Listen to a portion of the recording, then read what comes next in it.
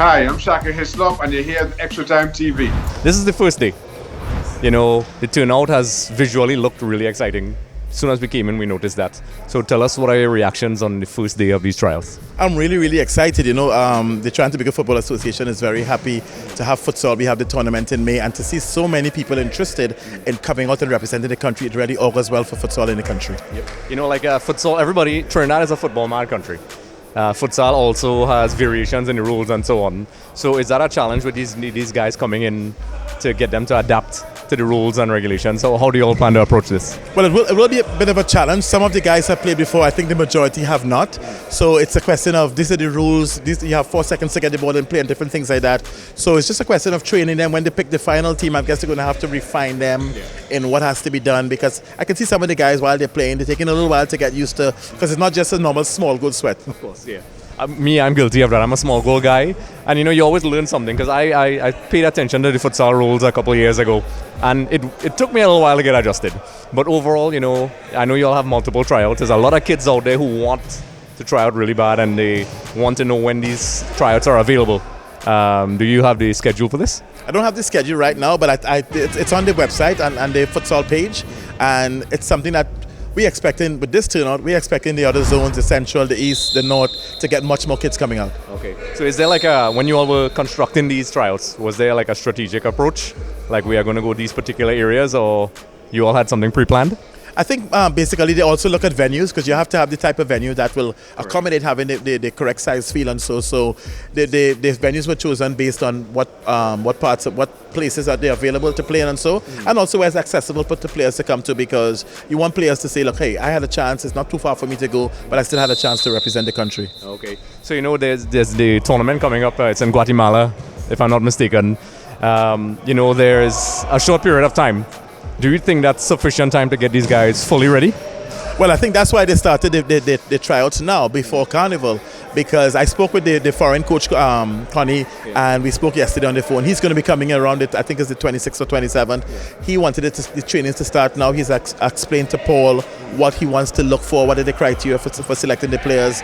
But he's excited. He feels that he can get Trinidad and Tobago, get the pool of players, and get us to where we need to be. So he is actually excited, and he feels confident that he can do that.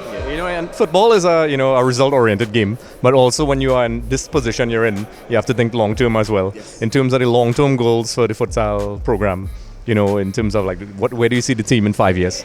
Well, it's really interesting that Mr. Jeffrey was talking about this morning, that there's going to be a league, because the players need to be playing all the time. It's not just, well, there's a futsal tryout, I didn't make it, or there's another one in another year or two, I'll go to that one. It's something you have to be constantly playing, which I think is great, because what's going to happen is that the level is going to keep going up, and it's going to be very difficult for the coaches to choose players. Yeah, eventually you'll have the luxury of too many players. That's a luxury. You all want to have a large pool, right? Yes, most certainly, because as you know, futsal is being played not only by the players who normally play futsal, but outdoor players see the benefit in the game, tight spaces, keeping the ball close. So I think it's a great benefit for the country overall. Yeah, and this is, being a guy who used to play, at street level, at high school as well, I understand how these guys think. A lot of these guys, when they think national football, it seems so far away.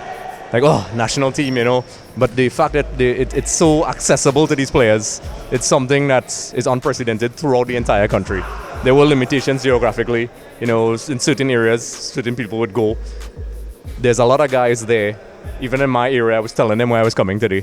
A lot of them believed that there's an age limit, but that's not the case. No, that's not the case. It's a game for, once you could work in tight spaces, you have to be very, it's an anaerobic sport, so lots of running up and down the court. And I think the guys now understand that, I don't only have to do training formally, I have to do a lot of informal training, because if my body anaerobically can't handle this pace, then I wouldn't be ready up for this game. Yep. And this is a bit of a off-topic question. FIFA, the game, is a massive cultural thing amongst the younger kids. Futsal has actually been introduced in the game, and I spoke to a lot of coaches about it before, where they have the challenges reaching out to these kids.